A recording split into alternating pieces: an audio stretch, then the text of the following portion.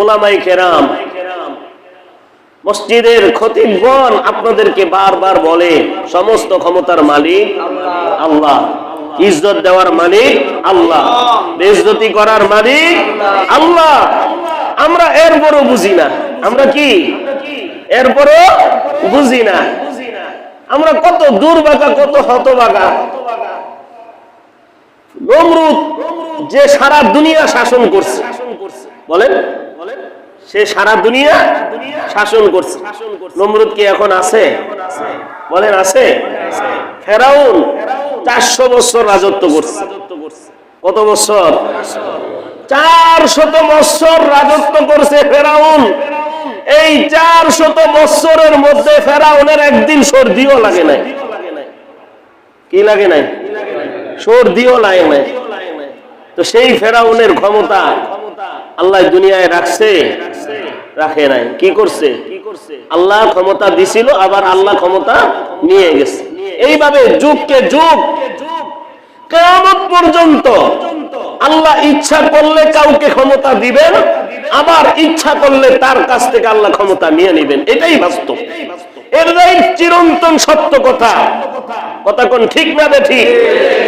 কোন আল্লাহর বান্দা যদি বুকে ধারণ করে যে আমার রব আল্লাহ, আমার হায়াতের মালিক আল্লাহ, আমার মৌতের মালিক আল্লাহ, তাহলে ওই মানুষের দিলের ভিতরে এই কথা থাকতেই হবে, এই কথা বিশ্বাস করতেই হবে। ক্ষমতা আল্লাহ দেন, ক্ষমতা আল্লাহ নেন, ইজ্জত আল্লাহ দেন, বেইজ্জতি আল্লাহই করেন। মাঝখান দিয়া আমাদেরকে একটু কষ্ট, ক্লেশ, একটু ধৈর্য, একটু সবর করতে হবে। কথা কোন ঠিক না বেঠিক? অধৈর্য হলে চলবে না, সীমা লঙ্ঘন করলে চলবে না। কথা কোন ঠিক না বেঠিক?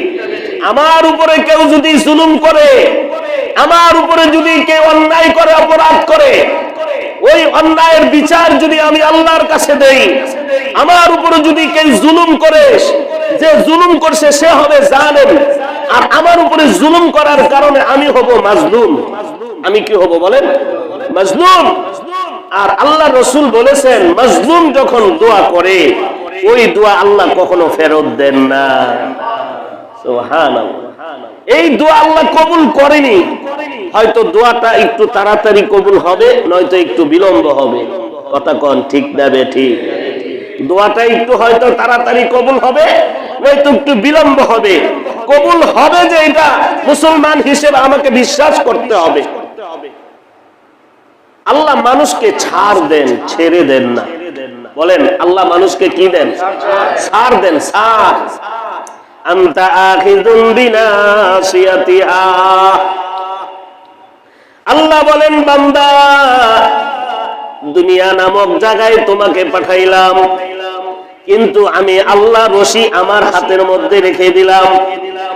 এক রশির মাথা আমি আল্লাহর হাতের মধ্যে, আরেক রশির মাথা তোমার নাকের ভিতরে আমি আল্লাহ লাগাই দিছি।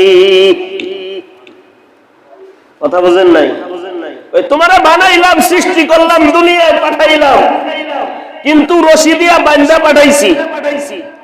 এক রশির মাথা আমি আল্লাহর হাতে, আরেক রশির মাথা তোমার নাকের ছিদ্রের মধ্যে লাগাই দিছি। তুমি উঠতে থাকবা, অবাধ্য হইবা, সীমা লঙ্ঘন করবা, করতে করতে করতে করতে যখন আমি আল্লাহ তাআলা আর সহ্য করতে পারবো না, রশি তখন এমন ভাবে টান মারবো, তখন আর থাকার কোনো সুযোগ নাই। তখন আর থাকার কোনো কি নাই? সুযোগ নাই। উদাহরণ দিলে বুঝে আসবে। আমাদের দেশে ঘুড়ি উড়ায় না? ঘুড়ি উড়ায় কি না? ঘুড়ি উড়ায়, নাটাই দিয়া সুতা লাগাইয়া ঘুড়ি উড়ায়। তো ঘুড়ি যখন উড়ে, ঘুড়ি উঠতে উঠতে উঠতে উঠতে এমন উপরে উঠে, তখন বলে কয় ঘুড়িরে বানকুড়ালি রে ধরছে রে। কিসে ধরছে? বানকুড়ালি। বানকুড়ালি বুঝেন? এখন ঘুড়ি নিজে নিজেই সুতা টানে। ঘুড়ি কি নিজে নিজেই সুতা টানে, এটাকে বলা হয় বানকুড়ালি। এটাকে বলা হয় কি? আমার কথা আপনারা বুঝতেছেন? এটাকে কি বলা হয়? ঘুড়িরে কিসে ধরছে? বানকুড়ালি ধরছে।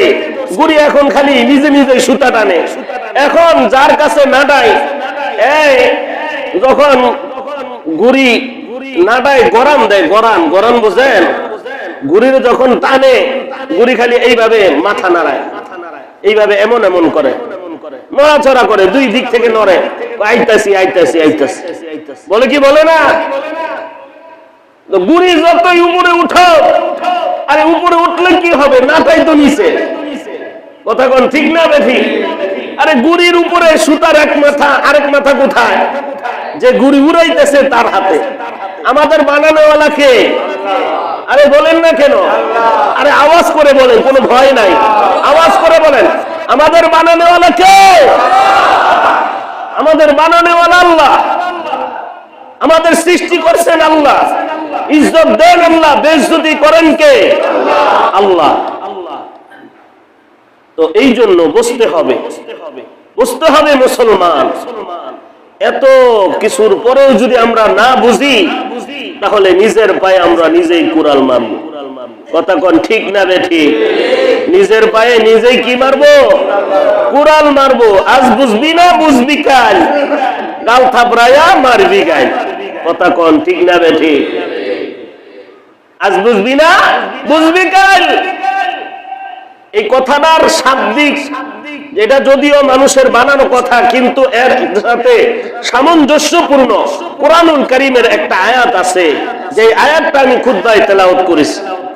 বর্তমান জমানায় দুনিয়াতে যারা ইসলামের বিরোধিতা করে, কোরআনের বিরোধিতা করে, উলামায়ে কেরামের বিরোধিতা করে, ইসলামের বিরোধিতা করে, আল্লাহ আল্লাহ রাসূলের বিরোধিতা করে, যারা পরকালকে বিশ্বাস করে না, যারা কবরের আযাবকে বিশ্বাস করে না, যারা দুনিয়ায় নিজের খাও দাও ফুর্তি করো, দুনিয়ার মধ্যে আনন্দ আরাম আয়েশে লিপ্ত যারা আছে, যারা পরকালকে নিয়ে ভাবে না, যারা পরকালের কামাই করে না, পরকালের উপার্জন করে না, এদের পরকালে পরিণতি কি হবে?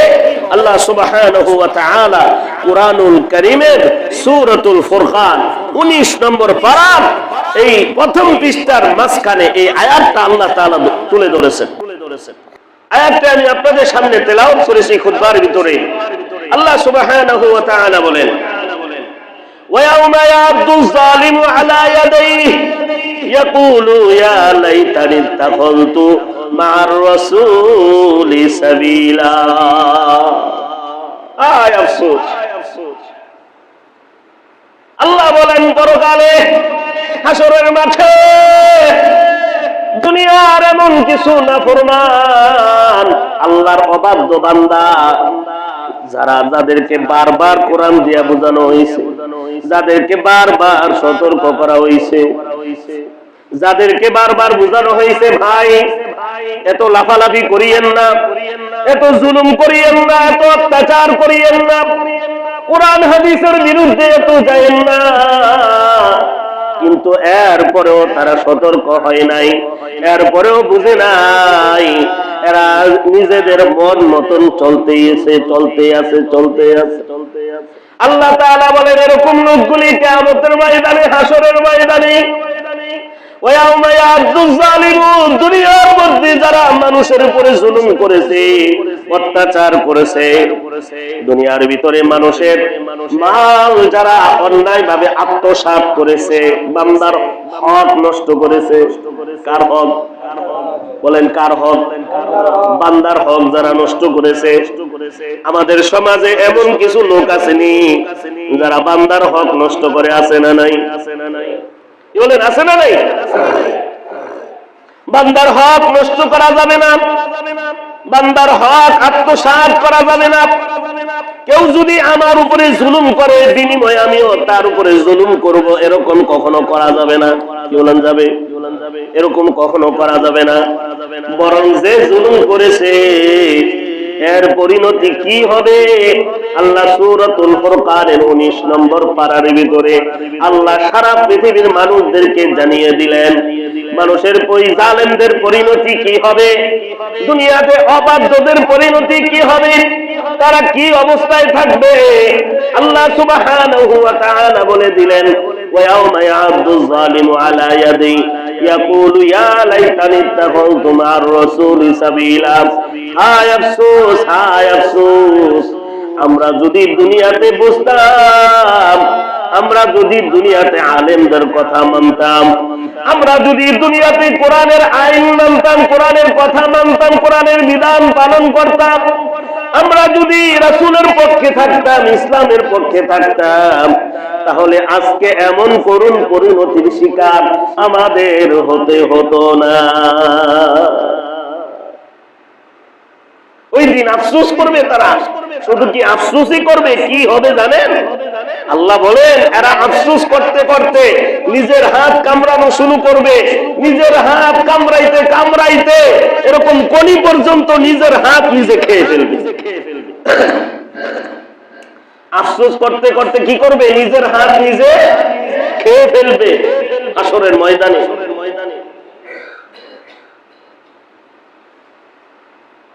يقول يا ليتني اتخذت مع الرسول سبيلا يا ويلتى ليتني لم اتخذ فلانا خليلا।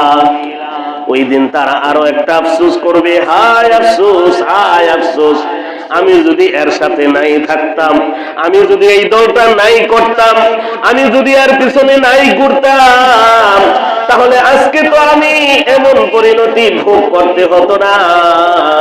আজকে যদি আমি তার সাথে থাকতাম, আজকে যারা সফল কাম হইতেছে, আজকে যারা কামিয়াবি হইতেছে, আজকে যারা আরাম আয়েশে থাকতেছে, আমি যদি তাদের দলে থাকতাম, আমি যদি তাদের কথা শুনতাম, আমি যদি তাদের বিধান মতো চলতাম, তাহলে আমিও তো তাদের সাথে থাকতাম, আমিও তো তাদের সাথে থাকতাম। আপনি মুসলমান, আপনি আল্লাহকে বিশ্বাস করেন, রাসূলকে বিশ্বাস করেন, কোরআনকে বিশ্বাস করেন, কি করেন না? বলেন করেন কিনা? কোরআনকে বিশ্বাস করেন কিনা? আল্লাহ রাসূলকে বিশ্বাস করেন কিনা? পরকাল বিশ্বাস করেন কিনা? এগুলো বিশ্বাস না করলে তো আপনার ঈমানের ভিতরে খুঁত চলে আসবে। কথা বল, ঠিক না রে? ঠিক। ছোটবেলা কালিমায়ে মুফাসসাল পড়েন নাই? আমানতু বিল্লাহি ওয়া মালাইকাতিহি ওয়া কুতুবিহি ওয়া রুসুলিহি ওয়াল ইয়াউমিল আখির ওয়াল কদরি খায়রিহি ওয়া শাররিহি মিনাল্লাহি তাআলা ওয়াল বাসি বাদাল মাউত ওয়া সিমি কালিমা। ছোটবেলা মক্তবে হুজুররা পড়াইছে, এটাকে বলা হয় কালিমায়ে মুফাসসাল। এটা হলো ঈমানের একটা অংশ। পরকালকে বিশ্বাস করতে হবে, কোরআনকে বিশ্বাস করতে হবে, রাসূলদেরকে বিশ্বাস করতে হবে, ফেরেশতাদেরকে বিশ্বাস করতে হবে। আবার আমরা যে পুনরুত্থিত হব, আবার আমাদেরকে পুনরায় জীবিত করবে আল্লাহ তাআলা, এটাকে বিশ্বাস করতে হবে। হাসর আছে, নাসর আছে, মিজান আছে, ফুলসিরাত আছে, আল্লাহ তাআলা জান্নাত আছে, জাহান্নাম আছে, এগুলো বিশ্বাস করতে হবে। বিশ্বাস না করলে কি ঈমান থাকবে? বলেন বলেন থাকবে? তো এগুলো যদি আপনি বিশ্বাস করেন, তাহলে কোরআন যদি আপনি বিশ্বাস করেন, এই কোরআনের ভিতরে আল্লাহ বলে দিয়েছেন দল করতে হলে বুঝে শুনে দল করতে হবে, রাজনীতি করতে হলে বুঝে শুনে রাজনীতি করতে হবে। এমন রাজনীতি করব না যেই রাজনীতি করার কারণে আমার নামটা জাহান্নামীদের কাতারে চলে যাবে, যেই রাজনীতি করলে আমার ঈমান আমল ধ্বংস হয়ে যাবে, যেই রাজনীতি করলে আমি যদি কারো উপরে জুলুম করি, এই জুলুমের জন্য আমাকে পরকালে হিসাব দিতে হবে। এটা কোরআন এবং হাদিসের মধ্যে নাই? বলেন আছে কিনা? আপনি রাজনীতি করেন, আপনাকে কেউ নিষেধ করে না। আপনি দল করেন, কেউ নিষেধ করে না। কিন্তু দল করার আগে, রাজনীতি করার আগে আপনি যদি নিজেকে মুসলমান দাবি করেন, আপনি যদি কোরআন বিশ্বাস করে থাকেন, আপনি যদি রাসূল বিশ্বাস করে থাকেন, আপনাকে ওই হিসাব করে দল করতে হবে। কথা কোন ঠিক না বেঠিক? ওই হিসাব করে আপনাকে রাজনীতি করতে হবে। দুনিয়া থাকার জায়গা না।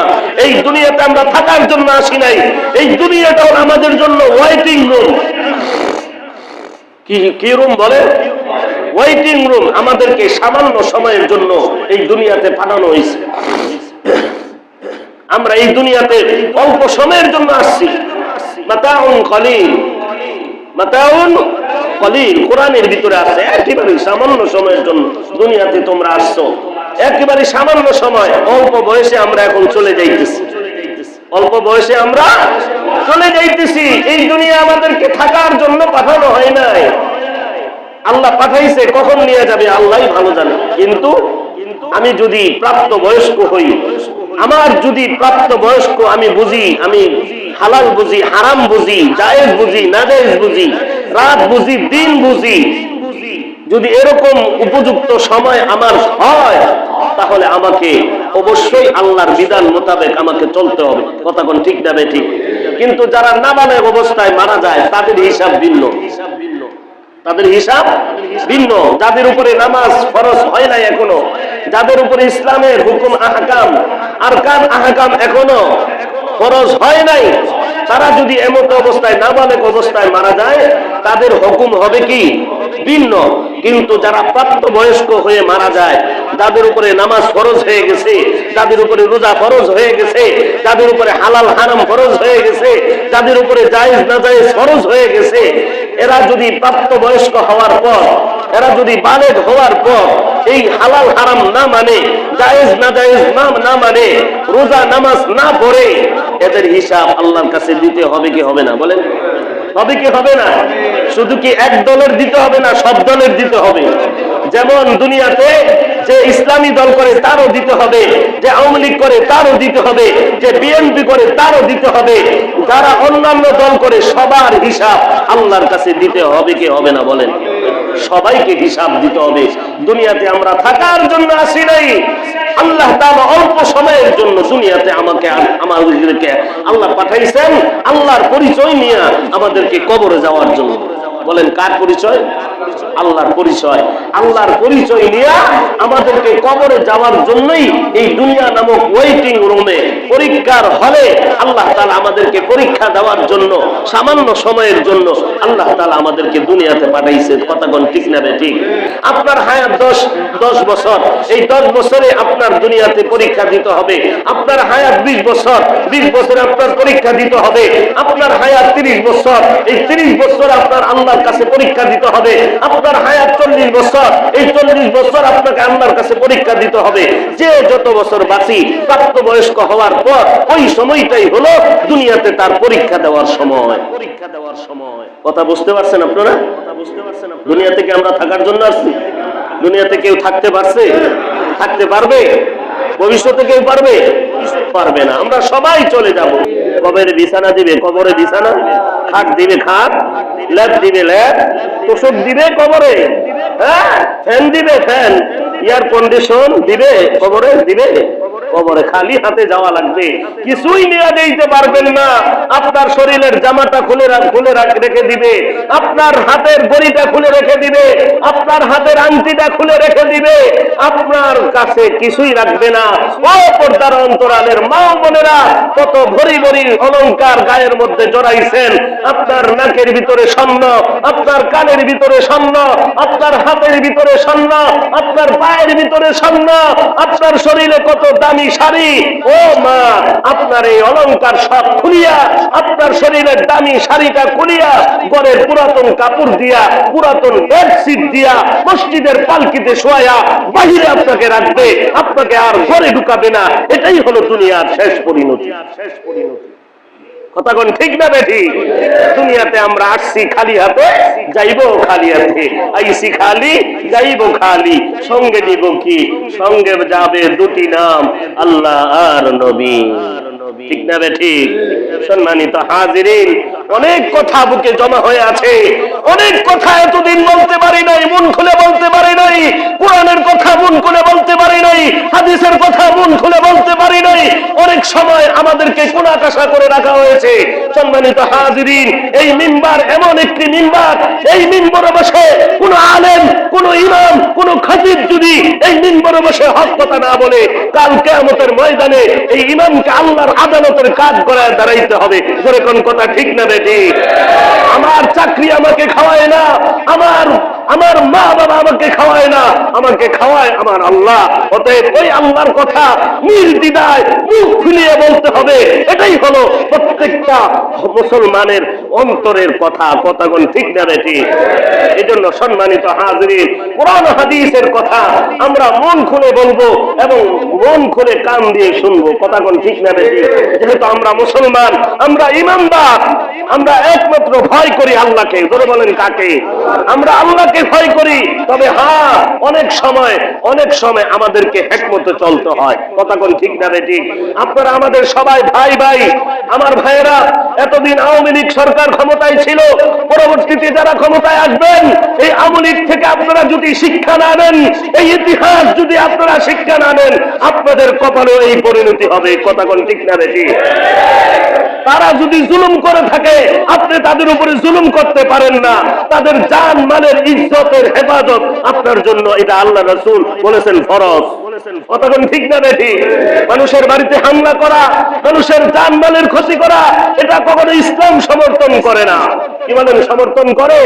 কোন বিধর্মীদের উপরে আক্রমণ করা, কোন বিধর্মীদের প্রার্থনালয়ে আক্রমণ করা, এটা কখনো আল্লাহ রাসূলের আদর্শ নয়, এটা কখনো ইসলামের শিক্ষা নয়। কতক্ষণ ঠিক না বেঠি? ইসলাম এমন একটা ধর্ম, এই ইসলামকে বলা হয় এই শান্তির ধর্ম। Islam is the complete code of life. ইসলাম হলো মানব জাতির একটি পূর্ণাঙ্গ জীবন ব্যবস্থা। কতক্ষণ ঠিক না বেঠি? এই জন্য ইসলামকে আমরা বুকে ধারণ করব। আমরা যে দলই করি, কেউ কারো উপরে জুলুম না করি, এর থেকে আমাদেরকে শিক্ষা নেই। আমার ভাইয়েরা সাবধান, আমার ভাইয়েরা সাবধান, সীমা লঙ্ঘন করবেন না। সীমা লঙ্ঘন করবেন, নিজের পায়ে নিজে কোরআন মানবেন। এটা আল্লাহই বলেছে, আমি বলি নাই। ওমান ইয়াতাআদ্দা হুদুদাল্লাহি ফাকাদ যালামা নাফসা। যে ব্যক্তি আল্লাহর সীমা অতিক্রম করে সে যেন নিজের পায়ে নিজে কোরআন মানলো, নিজের উপরে নিজে জুলুম করলো। কথা কোন ঠিক না বেঠিক? আল্লাহ সুবহানাহু ওয়া তাআলা আমাদেরকে বুঝার এবং আমল করার তৌফিক